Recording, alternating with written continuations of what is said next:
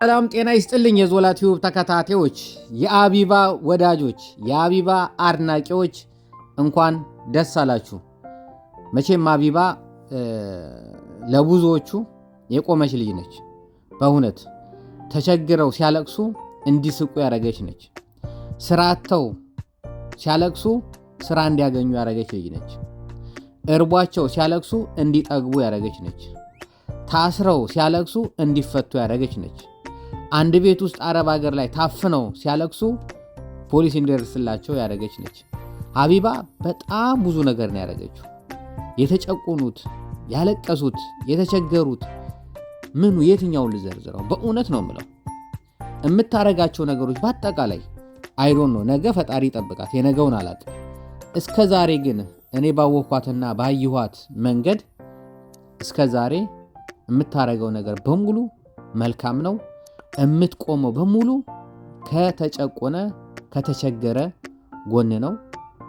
በእውነት ልትደነቅ ልትከበር የሚገባት ልጅ ነች።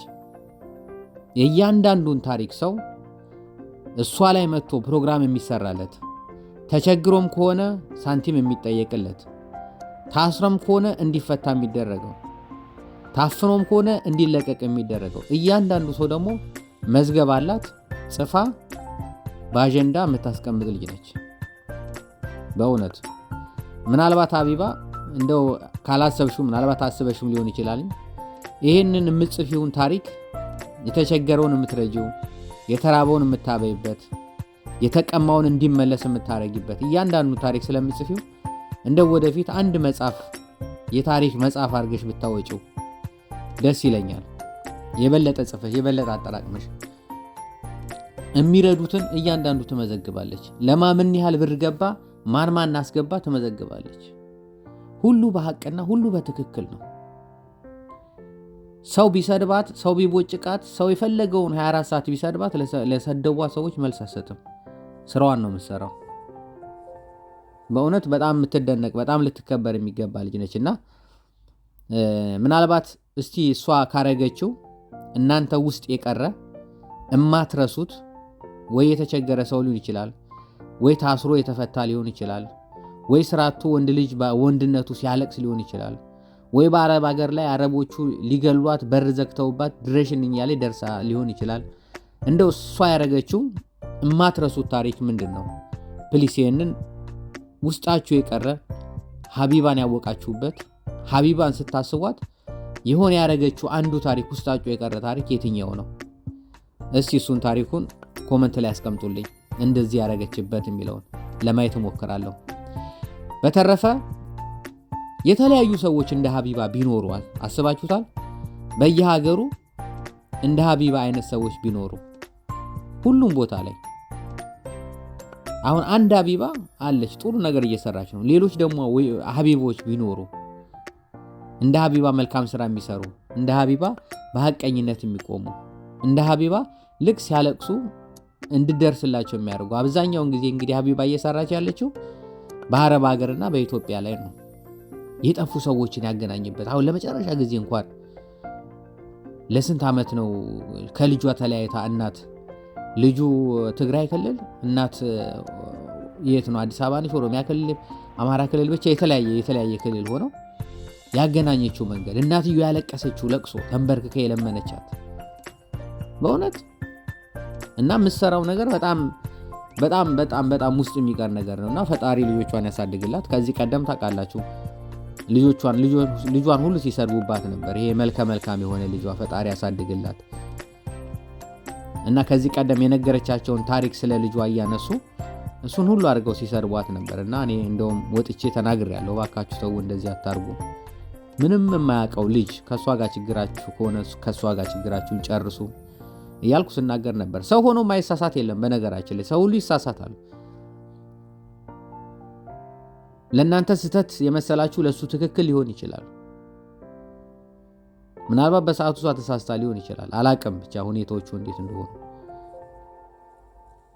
አሁንም ባየኋትና በመዘንኳት ባረገችው ልክ ነውና የገለጽኳት ያወራሁት ስለሷ መልካምነት ስለሷ ጥሩነት ያዩትን የገባኝን ነው። እና በጣም ልትመሰገን ይገባል። እንደው በሆድሽ ያለውን በእቅፍሽ ያርግልሽ፣ ጤነኛውን ልጅ ይስጥሽ፣ ሁልጊዜ የሚሳም ልጅ ይስጥሽ። ይሄንን ነው የምላት። እንግዲህ አድማጮች የተጠየቃችሁትን ጥያቄ እንደምትመልሱ ተስፋ አረጋለሁ። ሀቢባ የቲክቶከሯ ንግስት፣ ከማንም ጋር ማትደበር፣ ከማንም ጋር ጭቅጭቅ ካለ በቃ አትስጡኝ፣ ብሩን አትስጡኝ፣ ቻው ቻው ቻው ብላ የምትወጣ ንትርክና ጭቅጭቅ የማትወድ ልጅ፣ በቃ ዘና ብላ በራሷ የምትጫወት በእውነት የቲክቶከሯ ንግስት። እንደው ምን ጊዜ አድርገው ነው ያረገዘችው? እሸቱ አይቶቱ የሆነ ይሄን እርግዝና እንዴት ዝም አላት? እሸቱ እንዴት ሳይናገራት? አሁን ደግሞ ወደ ቀልዱ እንግባ። እኔ ድርቅ ያለ ቁም ነገር አልችልበትም እኮ ነው። የሆነ ነገር ካልተቀላቀለ አልችልም። እና ምን ጊዜ ያረግሽው? እንዴት ስታረጊ እሸቱ እንዴት ዝም አለ? ኮሜዲያን እሸቱ መለሰ።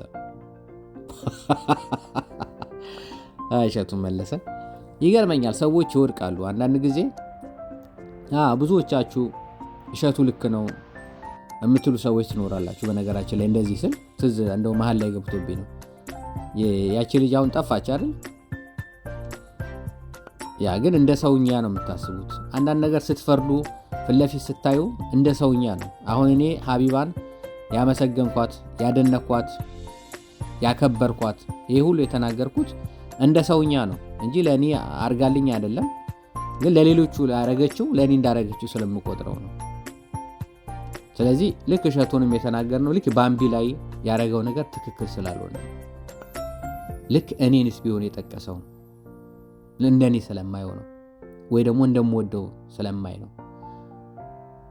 ወይ ደግሞ ልክ በእናንተ ስትሰደቡ ቤተሰብም አብሮ ሲሰደብ ይደብራል። ግን ምንድነው ተሸፋፍኗል። የተሸፋፈነው በእምነት ውስጥ የተሸፋፈነ ስድብ ነው።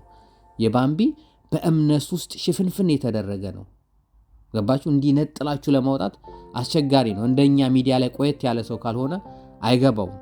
መርዝ እየረጨ እምነት የሚሰጥ ሰው፣ መርዝ እየረጨ ባህልን የሚናገር ሰው፣ መርዝ እየረጨ ስለ እምነት፣ ስለ ቅዱሳን፣ ስለ እምነት፣ ስለ ቤተክርስቲያን መሰራት፣ ስለ ገዳማት፣ ስለ ባህላችን ምናምን የሚናገር ሰው አይገባውም። ገባ?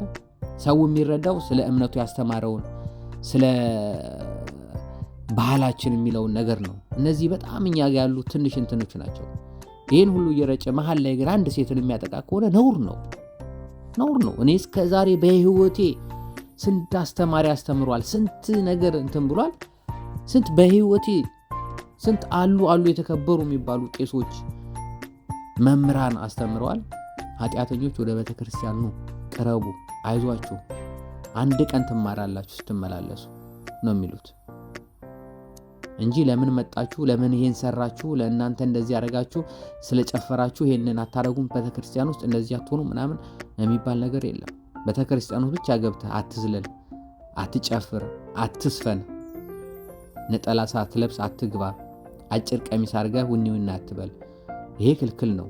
ህብረተሰቡም አያስገባም፣ ዘበኛም አያስገባም። ግን በተረፈ ሌላው ነገር ግን አንድ ቀን በኃጢአት ስንመላለስ በምህረቱ ይጎበኘን ይሆናልና ፈጣሪ ሰላም ያርግልን ሀገራችንን። እንደው አለ ርሱ ገባው ሀብዬ ስላንቺ ብዙ የሚወራ ነበር፣ ግን ላሳጥረው። አድማጮቼ ይሄን ቪዲዮ የሚያዩ ሰዎች በጣም ቢዚ ናቸው፣ ወደ ስራ ሊሄዱ ነው። ላይክ አድርገው ቪዲዮውን።